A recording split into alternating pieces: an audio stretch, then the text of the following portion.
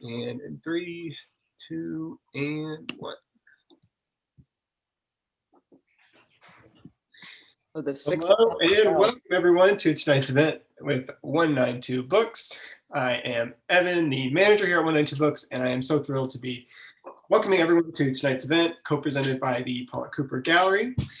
Tonight we're going to be talking about Amy Sillman's Faux Pas, Selected Writings and Drawings, which is published in 2020 by After 8 Books. This is the first book to really gather Amy's writings, essays, reviews, and lectures into one collection, and we're so thrilled tonight to be joined by Eileen Myles to discuss this great new book, Amy's work, and really anything and everything else that they would like to talk about. So following their discussion tonight, there's going to be a short Q&A. If you have a question at any point during the night, you can send an email to the email below. That's evan@192books.com, and I will relay that question over to them. The earlier you ask, the better chance that you're going to hear it. So send your questions early and often. Without any further ado, I'd like to hand it over to Anthony Allen, the director of the Paula Cooper Gallery, who is going to give a short introduction of tonight's speakers. I hope everyone enjoys. And yeah, here we go, Anthony. Thank you. Well, thank you. It's such a treat to introduce our speakers, Amy Sillman and Eileen Myles, for a discussion of Amy's new book, Faux Pas, and on the occasion of the publication of For Now by Eileen. Some biographical facts to get us started. Amy Sillman is an artist based mostly in New York City since moving here from Detroit in 1975.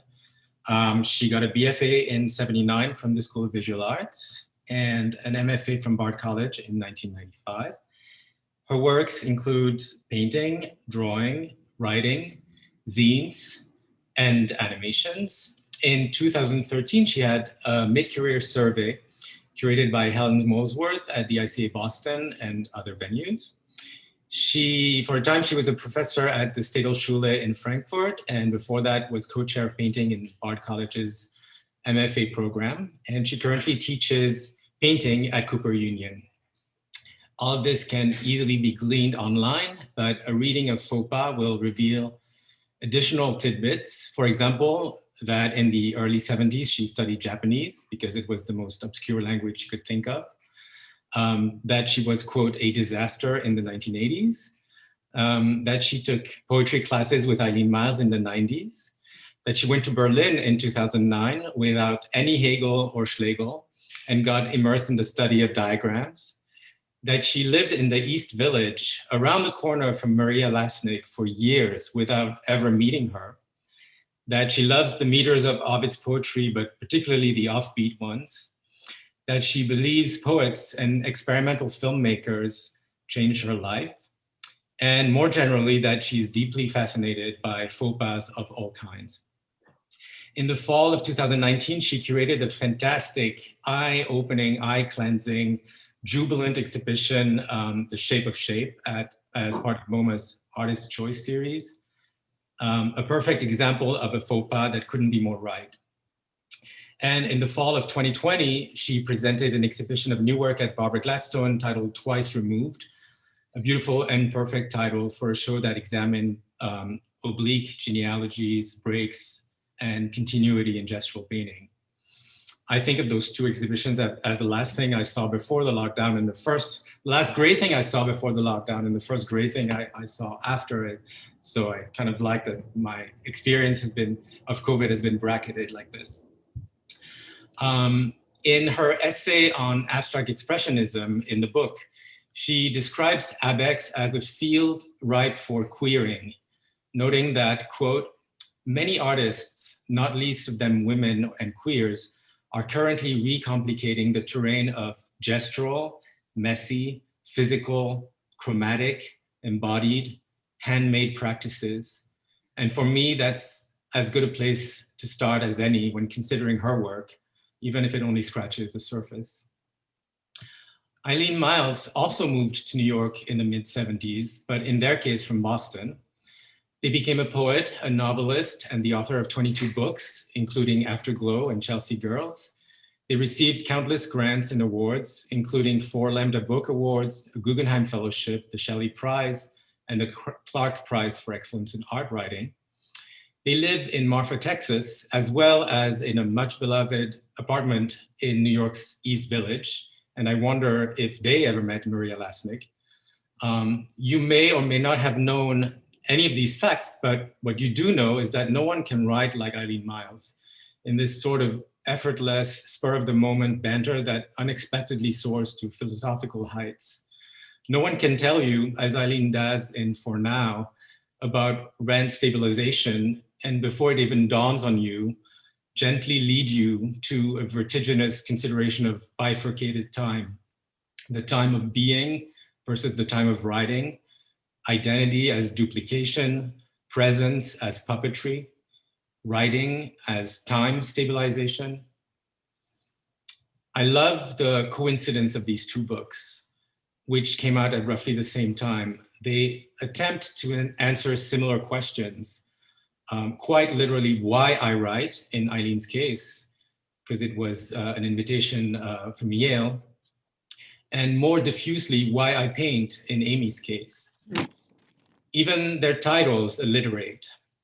Faux pas, imported as is from the French, such a European reproach to American impropriety, takes us to age-old questions of taste and decorum, but more profoundly to the idea of unlearning, to the forgetting of strictures, to the tremendous opportunities that lie in letting loose. It's the acceptance principle, the yes and of improvisation. It's also a politics. And For Now, come to think of it, an extraordinarily prescient title. Who would have known back in 2019 that the word now would become so radically slippery, so complicated in the Facebook sense, that it would mutate into unrecognizable elongated shapes, that we would all suddenly sit down and ask, what now? For Now is both an offering for the present, and a stand-in in lieu of it. And of course, it is a plea for the provisional, for temporariness, for what exists at this moment, could be changed later, but we'll just have to do for now. I find Eileen's assertion that, quote, it is not my writing, I'm a puppet, but my own puppet, very Sillman-esque. And I find Amy's claim that, quote, we love art that offers change above all, insistent, unremitting change that won't resolve into finality or finesse, quite Milesian. All this to say, I'm very excited about this conversation. So over to you. Wow. Thank you. Wow. That was, go ahead, Amy. No, I just am saying thank you so much. I think it's the nicest introduction I've ever heard in my life. Right, me too. I wish you were staying along for the whole ride, but you are. I mean, Amy, I find this to be one of the most comfortable and difficult conversations I have ever had. And I found one of the strongest feelings I had was that I hesitate to do the I met Amy and blah, blah, blah, because it seems to me that it would be antithetical to the project of this book, which is so many different things. And it's such a brainy book, and it's so juicy at the same time. And it keeps shuttling from the same, those two places for me. And I think it could be said to be about many things. It could be about, it's a book about AbEx in many ways. I think it's a book about construction versus composition. It's a book a lot about improvisation and things beyond the diagram. So it's a very exciting book that in a way keeps throwing you out of the book itself. But one of the things that I found so deeply interesting, and even as I don't want to make comparing our work be too much of what we do here, but while your book is so many different things, what I don't think it is finally is personal. Huh. I just wanted, I both wanted to hear you read something, but I wanted to ask you right away what you thought about that. And I think because what it is, it's even reading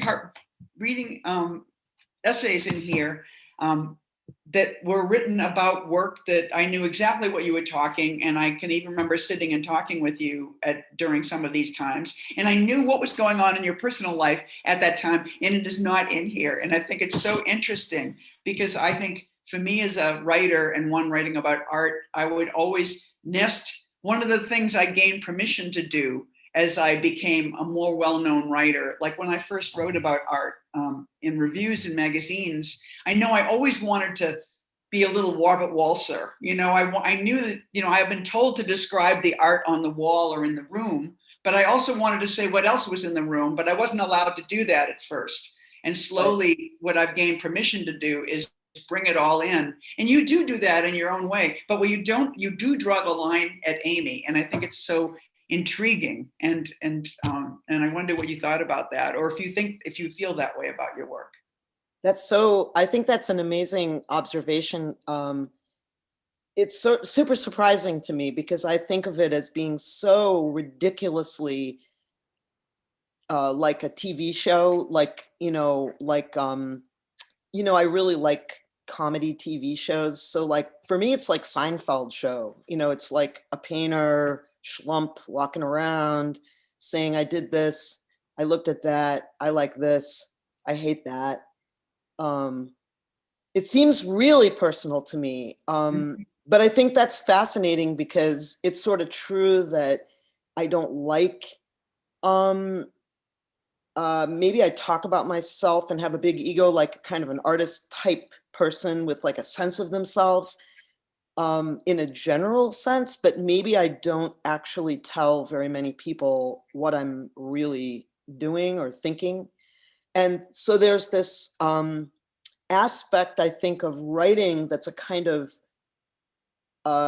deflector shield or reflector shield, where it's about going up to the edge of what you can say or are looking at, and looking through some kind of weird scrim to try really hard to like pass through this medium and get to the other side of the membrane, but the membrane can't break in a weird way. I mean, I do think there are these kind of membranous limitations to what you can actually wring out of language that is physical, and what you can actually wring out of the process of sitting around writing, that, or how does the other way around, that you can't grasp or tell or narrate what's going on in your studio, especially if you work improvisationally, because there's kind of no one else in the audience. So you can, the same way you can't see yourself. Like what you're saying reminds me of like this basic physical fact that you can look out, but you can't look at yourself. So on some level, there's a blind spot where you operate out of this interiority toward the world, but you never really can get a glimpse of how that person who is you can never get out of your own membrane. You can't get out of it. Like I once read a really funny description in an old magazine of existentialism, and it was that no one can take a bath for you, recognizing that no one else can take a bath for you. And I always thought about that. So there's some way in which it's not personal because you can't get out of here. And therefore, in a sense, you're stuck in the personal so deeply that there's no objectivity possible in some way. And therefore, it can't be about you. It can only be from you or something. Maybe that's rambling on too long about. No, I don't know. Because I think it's sort of like, because I feel like you do the thing that's it's like personal. It's like personal, and there's this figure and there's this motion and all this movement and stuff, and I think it's deeply appealing. And I think it makes the formal statements, because often I feel like the body rattles in your language, and then there's a voila, and you say this amazing smart thought, and I was like, how did she get there? And I think it was this other thing that seems personal, but I think it isn't. So there's this funny formalism to your writing process. Maybe so. I think it's also because I kind of noticed that, I mean, I want to say, first of all, before we go any further, I want to first of all, thank you so much for coming to have a conversation with me. And also, by the way, thank you, Evan, Victoria, Alan, Anthony, Paula Cooper, all the people at the gallery and the bookstore,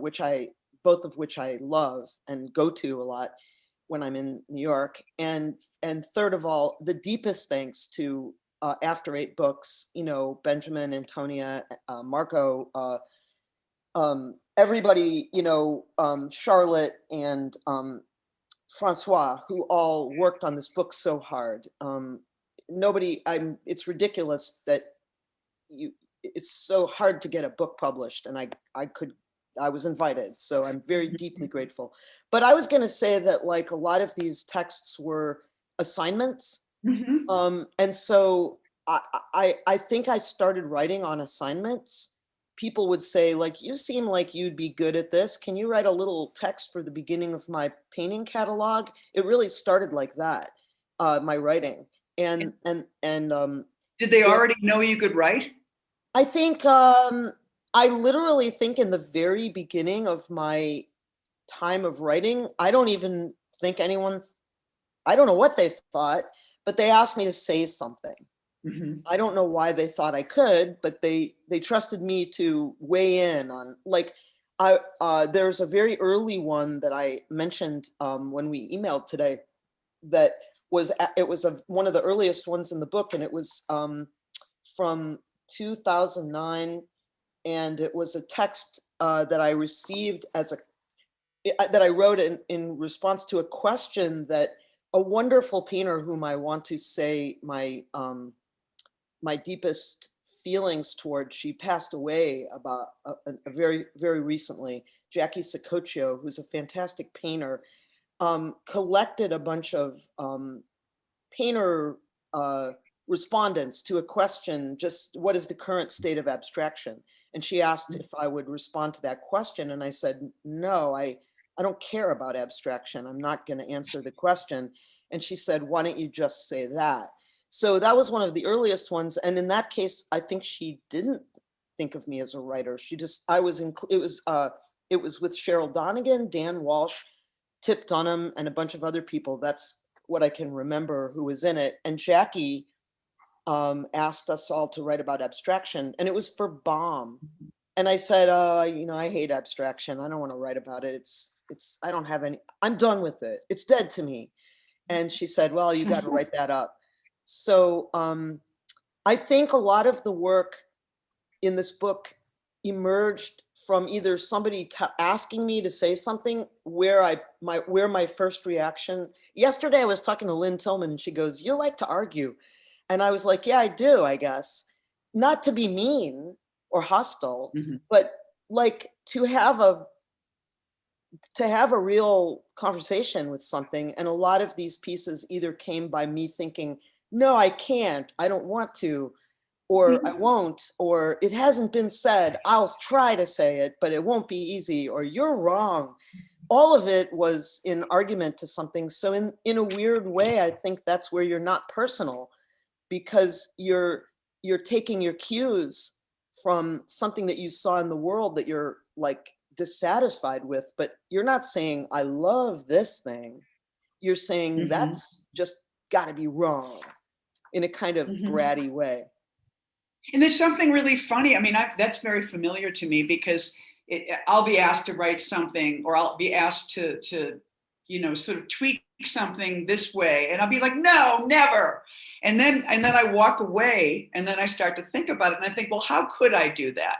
And then you come up with this third thing, and that becomes the really interesting thing. It reminds me, there was a line, I'm not sure if this was Guston or it was in response to Guston, somebody said painting was merely the adjustment of impurities. Yeah, actually Guston said, or was it Tworkov? I think it was actually in response to, it was in a conversation between, I think, Jack Tworkov, Ad Reinhardt, Philip Guston at a panel. And I believe I'd have to go do the little research, which I could do. So out there, people who represent those people, forgive me if I get it wrong, but it's in the book, right?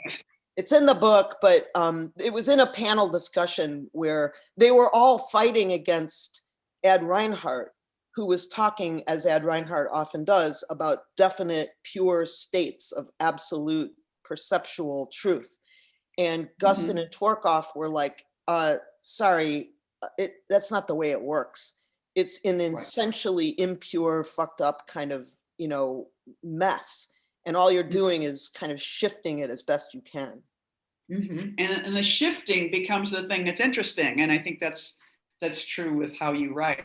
It's like there's a hard reaction, and then there's like a dizzying that yields something.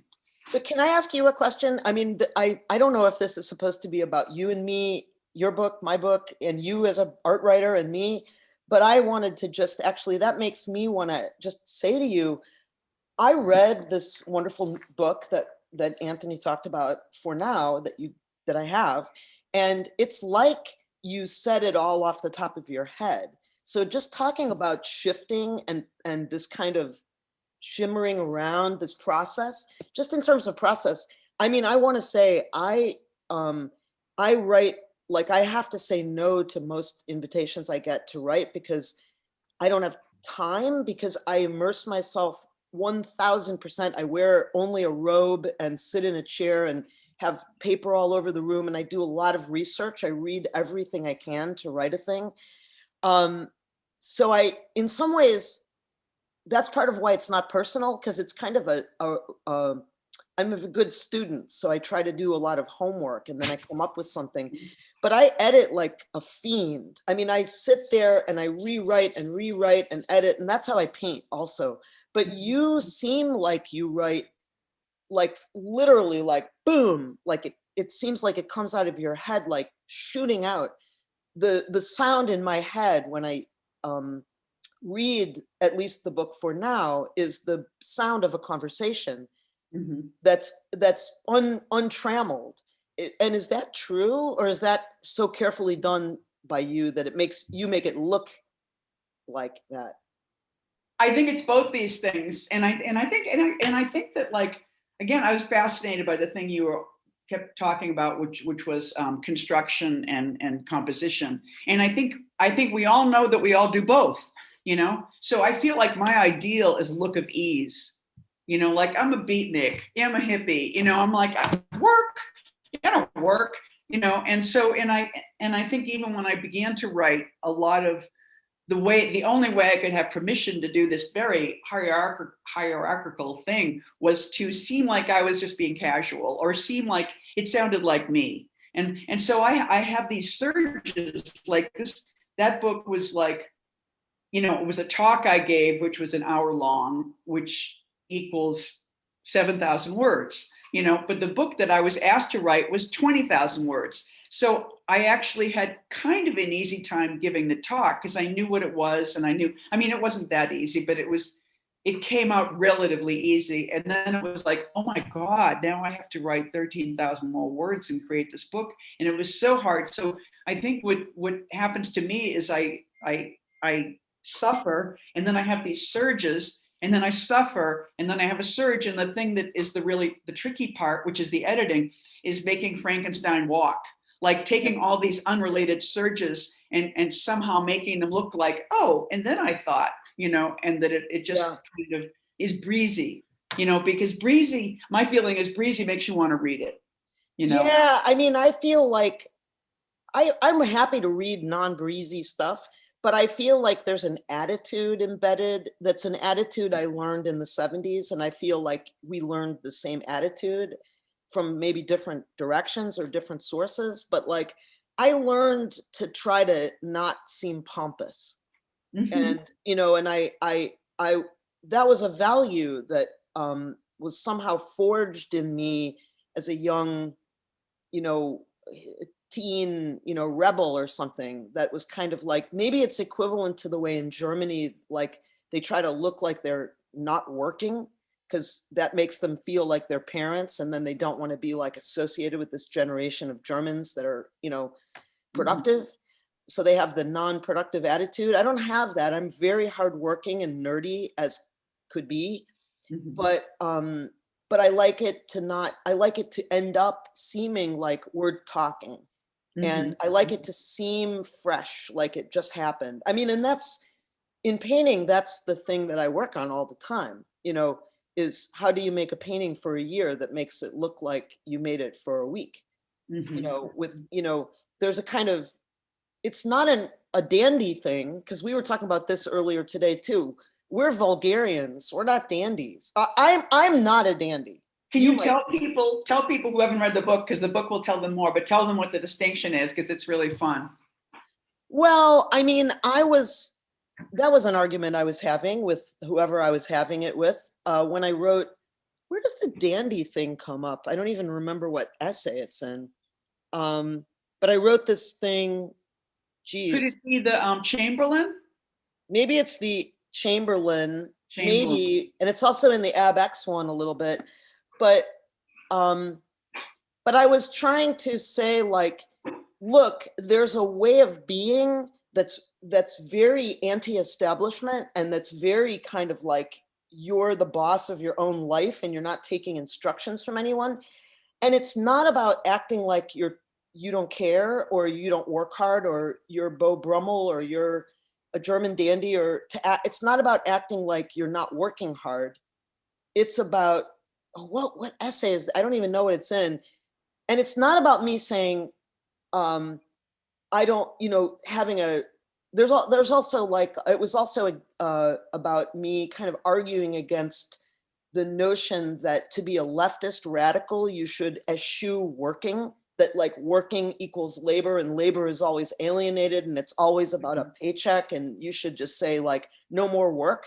And I remember one of the whole essays I wrote, which was, I think, the awkwardness one, was an argument against the idea. You know, a famous Italian anarchist came to give a lecture at the school I was teaching at, and he was like, no work is bad. And I was like, I like working. And he said something like, oh, but that's art. It's about the libido. And I was like, it's not about the libido. It's about literally the digestive system. It's something your stomach is doing after you eat. You have no control over it. It's not desire. It's not towards someone. It's just this weird churning that your body is like required to go through after you eat, and then it turns into shit. And that's what you do to metabolize all of your nutrients, is that you turn these things that you like into something rather unpleasant that you get rid of. And that's kind of more like art for me than the idea of like how sexy and how erotic it is. Like, I don't think of art that way. I mean, sometimes I do, but I think of it as that kind of work, the work of digestion, for instance, and metabolism, rather than the work of like, of what they were opposing. And so I was like sort of trying to stand up for the idea of a kind of way of thinking about work that wasn't transcending the whole issue and just being a guy that walks around, or a woman, or a person that like wanders easily, a flaneur who has no care and no attachment. I wanted to say like, no, what if you like care desperately and you're constantly wrestling? You're wrestling with the world, you're taking it in, and you're fighting, and you're struggling like mighty. But that's fun for you. That's not labor, and it's not being told, you're not required to do it. So what would that be called? And I thought that would be a vulgarian, not a dandy. It would be a person, like a person who literally goes around wrestling, a wrestler. Jacob with his angel. Do you think it has anything to do with class? Yeah, well, you know, the whole dandy thing is partly about class, because it's, you know, partly about this idea, I guess, of middle class people pretending to not be middle class by sort of pretending to be upper class, but clearly not being able to be upper class. So they're also critiquing the aristocracy by making an ironic gesture around it. It's about sort of self-rejection and a critique. Like, that's the dandy thing is very complicated. But I think being a vulgarian is very middle class. Is it working class? I don't know. I grew up middle class, and I think, you know, like it was partly not about the Protestant work ethic. It's not about that either. It's about, it's actually very Jewish. It's about struggling. It's about trying to figure something out that hasn't happened yet and how you're going to figure it out in the moment. It's about, you know, it's literally about Jacob wrestling with the angel and at the end of the night going, wow, I see you, you see me. This had meaning. Meaning comes through through the effort of trying to comprehend something that you cannot see and cannot understand. So it's got a paradox in its heart. And in that sense, is it about class? For me, I think no, but like then there's the movie The Wrestler, you know, that's about a wrestler, and it is about class because it's partly about working class wrestling. And then ascending to a middle class lifestyle. But that wasn't the kind of thing I was thinking about either. You a Darren Aronofsky fan? Well, I'm a huge fan of The Wrestler because I read it as the story of abstract expressionism. Because the being, the guy who walks through the movie, at one point staples something into his skin with staples. And I remember thinking, he's AbEx. AbEx is that thing, that being. His body is the canvas that we staple. It's the whole story is the story of abstract expressionism. And I met Darren Aronofsky at a party, and I said, I want to write a treatment of like The Wrestler as the story of abstract expressionism. And he liked the idea, and I haven't had time to do it yet. But yeah, I mean, I think in some ways I lack a good class critique a lot of times in my work. That I would say is, you know, it's not like, that's not the angle at which I'm coming at this description. I'm always coming at a description of the state of not knowing what you're doing while you're doing it. I'm trying to understand what's happening to you, like while you're saying it and feeling it. And that's maybe, I think, quite different than the distinctions that are made in terms of, which are very valid and important, but that I probably am not the one to be articulating about, like how all of those differences occur. Like I'm not Flaubert, so I'm not yet capable of describing the nuance of how different subject positions enact that not knowing. But the class thing is related, or just a rebellion against fanciness is part of, I think, your kind of way, your attitude of working in that way where you want to sound legible and fresh. And I don't want to sound fancy and pretentious, but I want to be well informed and to make something very, very like my Shape of Shape show looked like a big mess, like a jumble sale, but it was very precisely tuned. So I think my thing is to like seem messy, but not be. Right. That show, I mean, I think one of the ways you know that that show is deeply organized is that so many different people liked it so much. And I don't think that would be about the diversity of the work, but maybe the singleness of the intention, you know, that really zinged people as they walked through it and felt like, look at that, and look at that, and look at this strange person I never heard of, and this person who I didn't think was interesting at all. And they all kind of met at this hook, which was shape and shadow. Well, in that way, I'm kind of a formalist. I think you are. I am a real formalist, and that's right, what you said in the beginning, because I try really hard to craft a thing like a motherfucker. I wonder if you want to read. It's such a part of my gigs. It's always like you got to read. I mean, does it feel redundant to you? Does it feel silly, or is it a no? I think it's nice to read a little bit. I was gonna read. I'll read anything. I can read the part you pointed out, a part that you were thinking I should read from the diagram, but I was gonna read part of the Delacroix. Read what you're in the mood to read. That'll be fun. Yeah, nobody really. I never read the Delacroix thing out loud, and I really love it. This is a review of the Delacroix exhibition at the Met, And how did this happen? How did this? This was another invite where 4 columns, the online art writing platform, the women who run it asked me to write about Delacroix, and I said, I don't think I can. I don't have any idea about the 19th century. And Right. I forget which person said it, but they were like, we think you can. Mm-hmm. So I read everything. I read his notebooks. I'll read a little bit of Delacroix because I really love it. It's called, I had this revelation a while ago that this is part of it, that I took a class in Kant. And while I was taking the class in Kant, I realized that the Marquis de Sade was born and died right in almost the exact same years as Kant. And I thought, holy shit, Kant is all about the transcendence and the ideas and the separation between the body and the mind and the kind of clarity and the perfection of the spirit. And I was like, wow, the Marquis de Sade is about everything opposite, total opposite. And I had this kind of revelatory experience in the Kant class, which wasn't that long ago, thinking, wow, this explains the Marquis de Sade, because the de Sade is literally about the opposite of everything good.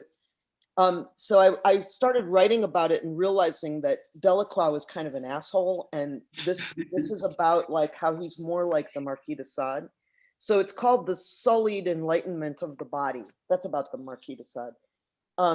In photographs, Delacroix is posed magisterially like a senator or a fierce tiger poised for its prey, as Baudelaire said in his City of the Painter, the subject of a major retrospective at the Metropolitan Museum. But in real life, Delacroix was small, frail, and sickly. This delicate man never married, had no children, no students, never even visited Italy, but he was passionate about his one true love, painting. Quote, painting, it's true, like the most exacting of mistresses, harasses and torments me. Nothing else is of the least importance to me. The very sight of my palette is enough to fire my enthusiasm, he wrote in his journal, which functions as an exhaustive backstage pass to his mood swings. Delacroix was by turns magnanimous, tender, curious, affectionate, loyal, and then furious, dyspeptic, vain, melancholic, despotic. In his journal, he backstabs his best friend, George Sand, accusing her of mediocrity. He finds Balzac dull and Poe incoherent.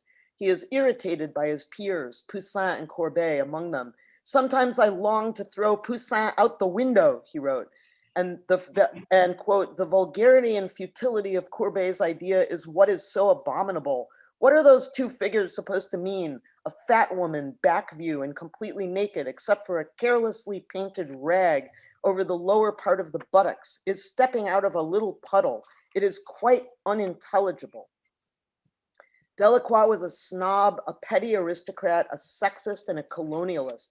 You will likely be #not surprised at his splayed out women, quote unquote, mysterious imaginary orient of Jews and Moors, or his endlessly masculinist portrayal of sex, violence, and battle. As a young man, he was dandyish. He became increasingly absorbed in his work as he aged and withdrew from the boulevards of Paris to the countryside. But his journal reveals bombastic ambition. Glory is no empty word to me. Painting is, quote, verve allied to power. In other words, he's full of it, and that attitude certainly became form in his work. I don't admire Delacroix's vainglorious longing to seize women and territory, but I do love how he seized the surface of painting itself and then twisted it into something alienated. He worked with the romantic proposition that the artist's touch itself is a mark of intelligence, but in his hands, the very idea of knowing becomes something unhinged, discomforting, on the verge of falling apart. It's like the sullied enlightenment of the body, Sade, not Kant. For comparison, swing by the Ang room at the Met. Delacroix called Ang's neoclassical paintings stupid and vulgar. Their subjects smile out at you with a stifling self-contentment that clarifies Delacroix's bitterness, since what he was wrestling into painting was objectionable content and the decomposition of materials. I should stop. Should you? Well, I can go on, but I feel like, I don't know, should I No, stop? if you feel like you want to stop, stop. Yeah. I'll read a tiny bit more and then I'll stop. Okay. To spread good fat paint thickly, which was his quote, he lets paint rip, drip, be raw, liquid or solid, blood, sweat, tears. As one viewer described, harsh, coarse, rocky, rough, scruffy. Is it paint or is it glue or is it putty? Liquidity itself appears to be something life-threatening and color a menacing force.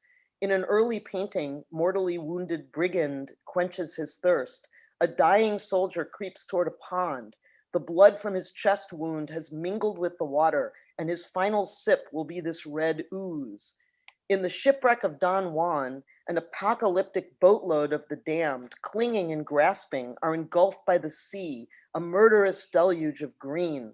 And in the death of Sardanapalus, everyone goes down on the flaming plain of a red bedspread. Delacroix made the picture plane something bloody and animal and hot, to quote art historian T.J. Clark. He painted in furious antagonism against mechanization, boredom, mediocrity, gaps of memory, the conventions of neoclassicism, and the moralism of realism. Realism should be described as the antipodes of art, he said, detestable. I'll stop. And then it goes on to talk about how he inhabits all those spaces of aporia and forgetting and not knowing and doing.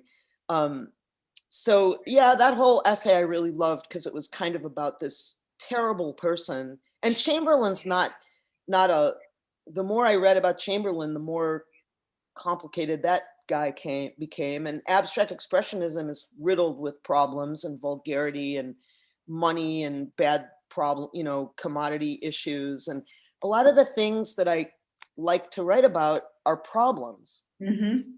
And I feel like that we also have in common. Mm-hmm, mm-hmm. Yeah, no, if something's uncomfortable, it sticks with you for a long time until you know how you can flush it out, But the word it's so funny when you started to stop the first time you were reading, you stopped on a word that I had been really wanting to jump on, which is, and you used it both for Delacroix and also Chamberlain, which is decomposition, which is such a great word to use around painting.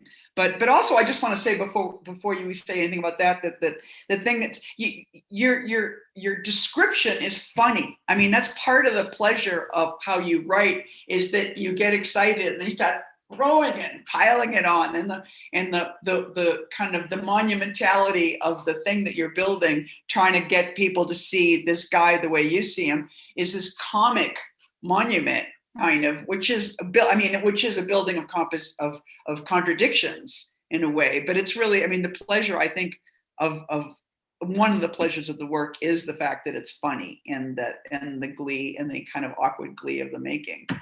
And it's not unlike how you paint too. So it's very funny to see this similarity in this other genre. Well, thank you. The decomposition thing is really important because the composition thing is really important. Because the composition versus construction thing is partly how that Shape show got started. Mm-hmm.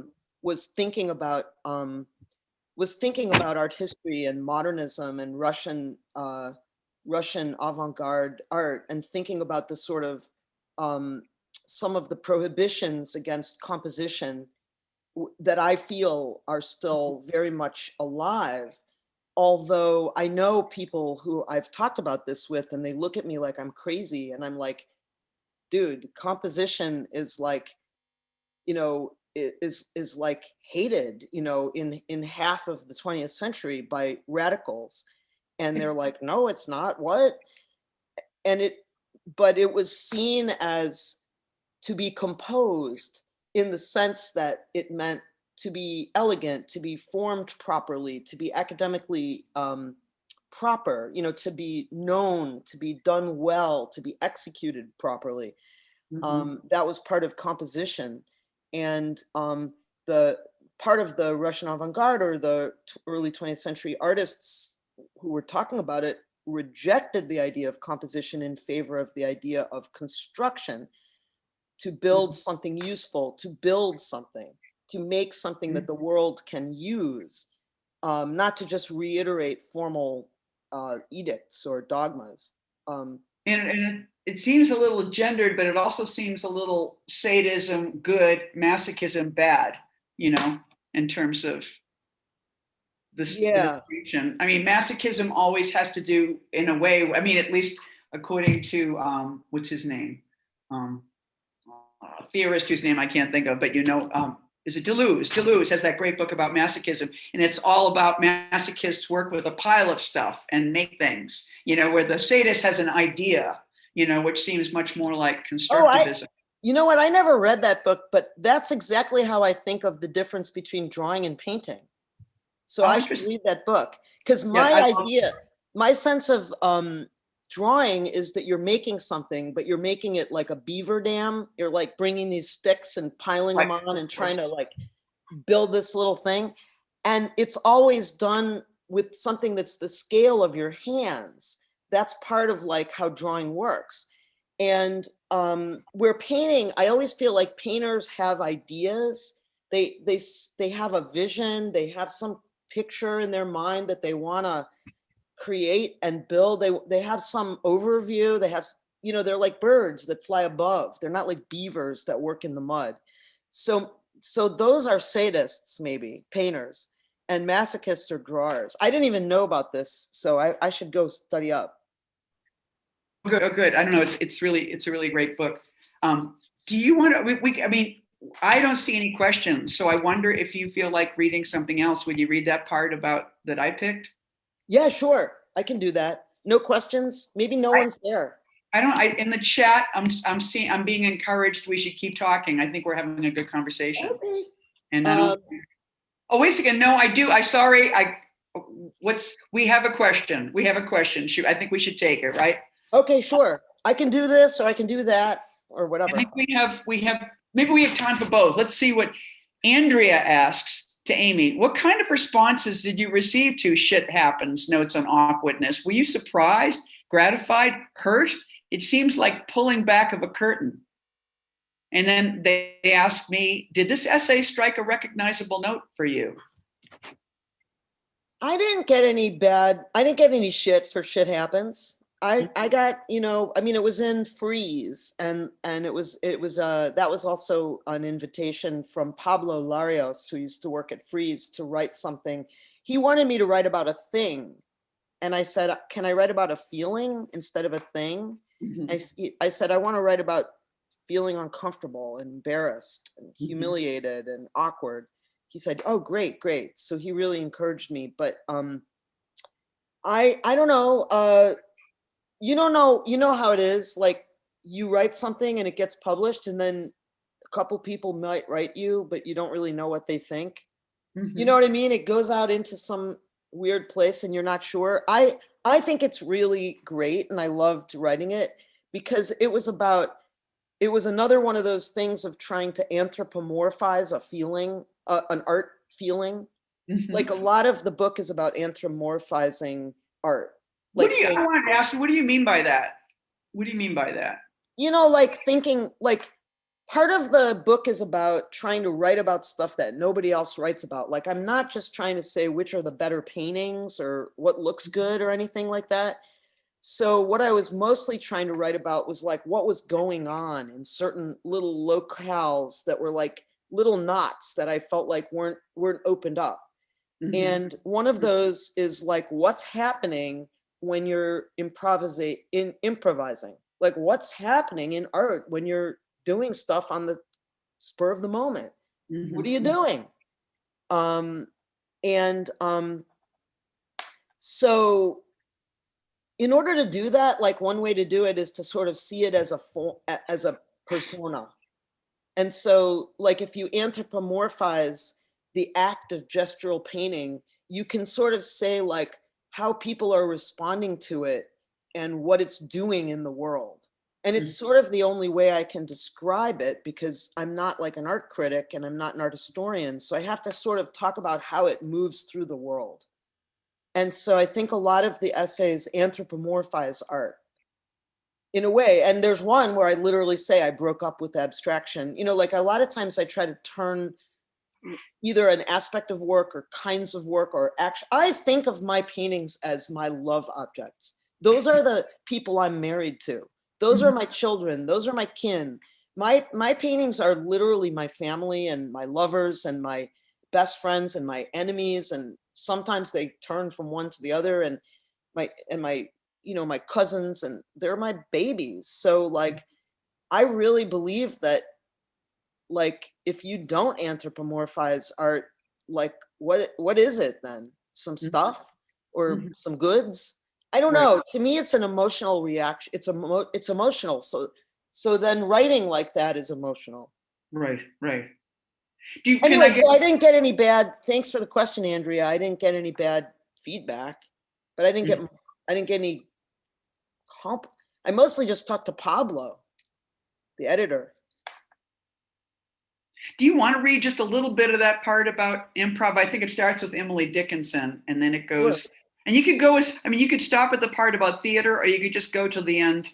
I think we have 10 more minutes, and we have people who did have questions. So, Okay. since you're I talking just, about this is a part that you picked out that starts with the Emily Dickinson poem, right? exactly, It's yeah, actually a really early, one of the really early essays from the first zine that I made, where I was thinking about diagrams and I was trying to understand how my paintings were like diagrams. and they really are. It's really so interesting. Yeah, Yeah, and I was thinking that, like, they're not versions of what you see from the eyeball when you look out, but they are kind of these areas where you can map out a complicated version, that where one vector is what you can remember and one vector is what you saw and one vector is what you did or something. Like, that's how I arrived at my work. So I wrote about diagram not as the mathematical formula or the, but I wrote about them as, and actually, like, I was very inspired when I was studying on diagrams to read the essay by David Josselet, where he talks about Dada's diagrams. And now thinking about anthropomorphizing stuff, I realized the reason I loved that essay was because he said diagrams are polyamorous. He said they're polymorphously perverse because they contain different kinds of things all brought together. They do a lot of different things at once. And I thought, oh yeah, I realized, oh yeah, I loved that because it made them into these beings. Anyway, the part that you cited, it says, as in Emily Dickinson, and now this is a quote from Emily Dickinson, "I am alive, I guess. The branches on my hand are full of morning glory, and at my finger's end. At finger's end, beyond the graph, off the chart, in the realm of not knowing, lay the weird, unformed excess, the cora, not information. The fact that I don't know what word will come out of my mouth next exactly when speaking a sentence, or what jerky motion I'll make when taking a step, or whether I'll continue living past the bus stop at all, made me turn to the idea of improvisation as a kind of conscientious reminder of how fragile everything is, how unstable and unknowable. The diagram's best form, painting's best aspects, seem to lie in its unknowns, its silence, its way of not working out, or being at risk, a matter of fate, ruin, or possible resuscitation. Painting was dead, but it surprised me. So isn't there an end zone, an offstage in the theater? The painter Charles Garabedian said making a painting is like purposefully stumbling around in a fog near a cliff. It's a mess of unknowns, beyond diagrammable. So it seemed like the very idea of knowing was where the problem lay, maybe. The diagram only shows us the stuff arrayed in a space. The diagram doesn't consider its errors. Therefore, comedy, accident, mistake is the corrective for the diagram because it includes everything the diagram can't even hope to establish as a solid. Spasms, screw-ups, sabotage, refusal, stupidity, the saggy droop between the vector showing what you did and what really resulted. Whatever is incalculable, including the feeling of a mistake. I'd like to see the diagram of that, failure and dread. That's why I still loved abstraction, because we knew it didn't work. It was a failure, a paradox, a realm of both potential and unchartability. David Josselet wrote that the act of reconnection does not function as a return to coherence, but rather as a free play of polymorphous linkages, which remains a central motif of modern and postmodern art.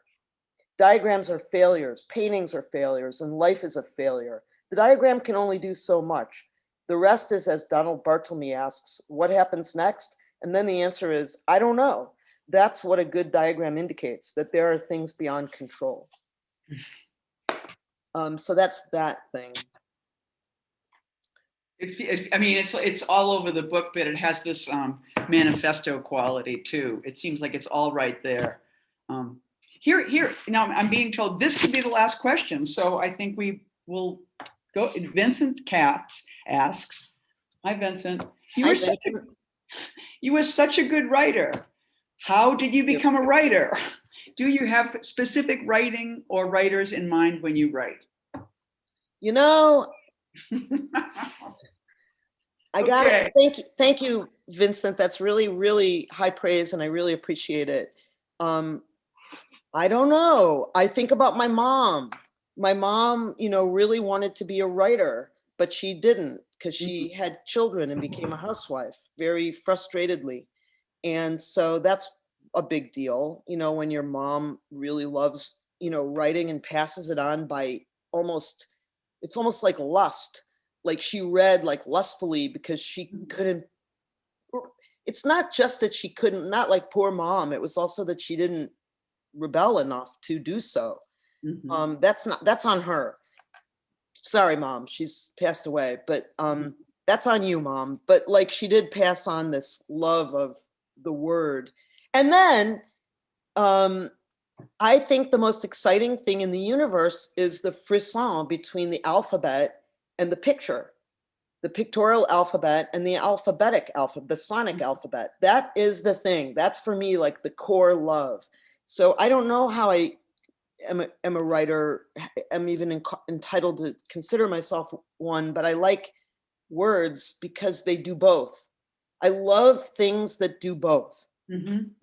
Thank God, they're like transy things. I'm reading this amazing book called The Mysteries of the Alphabet by a French rabbi philosopher named Marc-Alain Wachnine. And it's really amazing about how the alphabet emerged out of the pictorial, even in the West. And it's really, I mean, I don't know. So I like reading stuff. So then, it's like the question, oh, what do you read? Well, I like Dickens, Eileen Myles. I like to read, the Tale of Genji and, joke books. Like I like to read anything and everything. I like to read philosophy. I'm currently reading the Torah, the Bible, which is great and really weird. And I read, things by my friends. And, I read like all the people. I go to the bookstore and look around. I'm not very good at reading fiction. But you know what? I'm not very good at looking at paintings of representational figures either. It's interesting when you say that about your mother's lack of resistance, and I feel the same thing about my mother. There were things she wanted, but she didn't dare try and stuff. And I think it's sort of like, your philosophy backs that up too. Like, it's sort of like she probably didn't try because she didn't know, if she didn't do the things she was supposed to do, she didn't know there was anything else out there. Yeah, they didn't have a role model. I mean, what were they going to do? Like, who was my mom going to be if it didn't work out, with 3 kids and a secretary job? Like, what was she going to do? Right. So, I mean, I'm sympathetic to it, but I sometimes also, one wrestles, you have to be a badass to try. You have to try. So, I mean, somebody has to also help you say, you can do this. And I'm very grateful for all the help. But you know what? Like, I took your class, Eileen. Hey, Vincent, I took Eileen's class, and that was a really big deal. And I went to Bard as a grad student where we had writing in the school. I didn't write in front of anyone or do any of writing, but like, when you partly like when you're around people who work with language, you feel more empowered to do so because you also speak that language. You have the same tools. So you can do it. You know you can do it if you want to. And, you know, I don't know, life is short and I don't have, you know, a family. So I just do this instead. And also you don't mind what comes out. I think the thing is you have to be not afraid of what comes out. Well, I'm a Sunday writer. Like, you know, I'm a person who's like, doesn't have to be too, I mean, I have an ego in it, but like, I don't have to be too, I'm not ambitious. I mean, I'm not like a professional. So I can, you know, that's the glory of being like a, you know, like a person. My dream for painting was always to have a little shack on the side of the road, you know, and just sell my work there. But that is kind of a bad idea for archival reasons. But maybe I could be like Lucy in the Peanuts that has like a little booth or something. I think this might be that booth. I think we're This is there. the booth. We're in the booth. The doctor is in. We made it. And I think it is 7:00. This has been awesome. I think we've had our hour, right? Is that Yeah, true? we got to go and let people have their booth and do their thing. Right. Hey, Get in, everyone go get in your booth. right, exactly. And say something. Dare to do it. Everyone should dare to do, you know, life is short and sweet and really precious. And you should, my friend John Gerage is out there. Maybe he said he was going to be watching and he started writing poetry recently. And I was egging him on Instagram because I'm like, you want to write poetry? Great. Like, just do the thing you really want to do. I guess, but also maybe, you know, then the good writers come and say, stop all that drivel. Stop being a Sunday writer. Right, because they're scared. They're scared. I don't know. They might be good judges. Anyway, thank you. Hi, Evan's back. Should we Evan's finish? back. We're really here. We've arrived. We're at the dock. We're at the booth. Thank you so much to Amy Sillman and Eileen Myles for letting us into the booth. This was just such a pleasure and so nice for us to be able to start off our 2020 events with just such a wonderfully inspirational talk. And God, what a pleasure. If you enjoyed the event, there's going to be a recording posted right afterwards. So keep your eye out for that. You can share it with a friend, or if you missed the beginning or something, right on this page will be posted. All our previous events. Can I say one more thing? Yeah. I just wanted to say a couple people wrote me last week and they were like, your book's out of print. We can't get it. We'll wait for it. So it's really being printed or was printed again or something, like it's coming back. Exactly. We're getting it back. So if you want to reserve a copy, we can't even hang on to it for that long. But if you want to reserve a copy, you can come by the store. We're open every day for safe, socially distanced browsing. You can email us, info@192books. You can also order it from the bookshop page. There's a link there below, and they will send it to you as soon as they get it. So right as it's done printing. We've also got, let me see, some more of Amy's books, including the All Over from Dancing Foxes Press, great little press we love. Len Humphrey's catalog as well. And we've, of course, got so many of Eileen's books, including For Now, Evolution, which we had a great event for. I can't even hold them all at once, but great books. Come on by, grab one. Next week, our next event is at 1 p.m. during the day, so mark your calendars. It's going to be for Seth Siegelog, Better Read Than Dead, Raising Interviews from 1964 to 2013. That is Tuesday at 1 p.m., so keep an eye out for that. Thank you again to Amy, Eileen, Victoria, Anthony, everyone helped with this event, and I hope everyone has a great night. Thanks so much. Thanks again. Yay. Bye, Amy.